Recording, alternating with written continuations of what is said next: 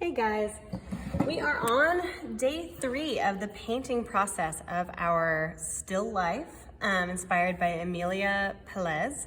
And what we're gonna do now is we should have painted our background, right? Our still life, our positive space. I used warm colors for my positive space, and my negative space is cool colors.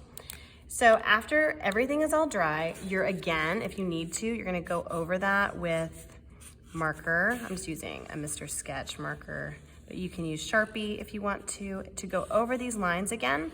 Now, if you don't feel like you need to, then don't. It's totally fine.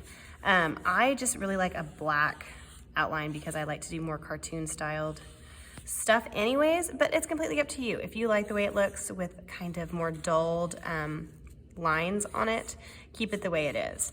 But the next step after we do all of the marker, so let's pretend I did all of the marker, is we're gonna move to Posca paint pens. So these are really fun to use.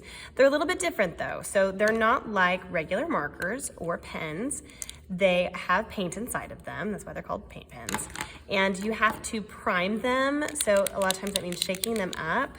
And then with your placemat here, you can just kind of test them out if you want to, but they draw really nicely. They're nice and smooth and they're nice and bold. And you're gonna pick paint pens that are the same color as your still life. So warm colors is what I'm gonna use. Now, because the paint pens are a little bit more expensive and because I don't have more than one of each color, I need you guys to just take one of these at a time and share, but I know that I need to use all warm colors, so I couldn't use like blue or purple or anything like that on my fruit. And what you're gonna do is you're gonna come in and you're just gonna add some fun lines or dots or patterns to your still life. And they don't have to be super obvious. They don't have to stand out just a whole lot. Like I'm just adding some dots up here, and they're not a completely different color than what I'm already using. So some of them you'll have to just like look at to tell that anything's going on in there. And it doesn't have to cover the whole thing. So I'm just gonna maybe do some spirals here. And then maybe I'll just draw some lines on this one. But you wanna keep it simple. So like polka dots, checkered, circles, spirals, kind of wavy lines, things like that you could do. So maybe do some line segments here. Maybe do some dots over here.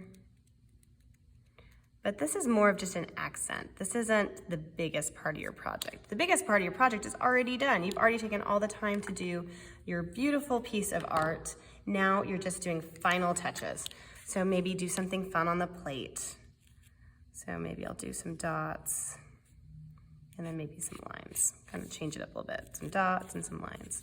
But you guys can decide how much of this you want to add to your project. It's up to you. On my pineapple example, I did a bunch of different patterns and lines, and I really like the way that turned out. But on this one, I might not want to add quite as many because the spaces are a lot larger, and on my pineapple, they're kind of small. So I'm just gonna go in here and I'm gonna use my paint pens and just add little areas of interest.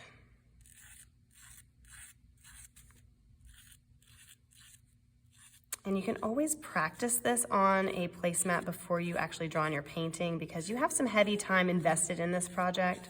So before you start using a paint pen for the first time, please just go ahead and give it a little test of whatever mark you're planning to make on your paper. Test it there first, so you're not gonna be disappointed. And sometimes these paint markers can be unpredictable and have a glob of paint on them, so it's always a good idea just to kind of test it out before you use it. Okay, so I'm gonna keep going with my paint pens, and we need to make sure that we always put them back when you're done so everyone can find the color that they're looking for.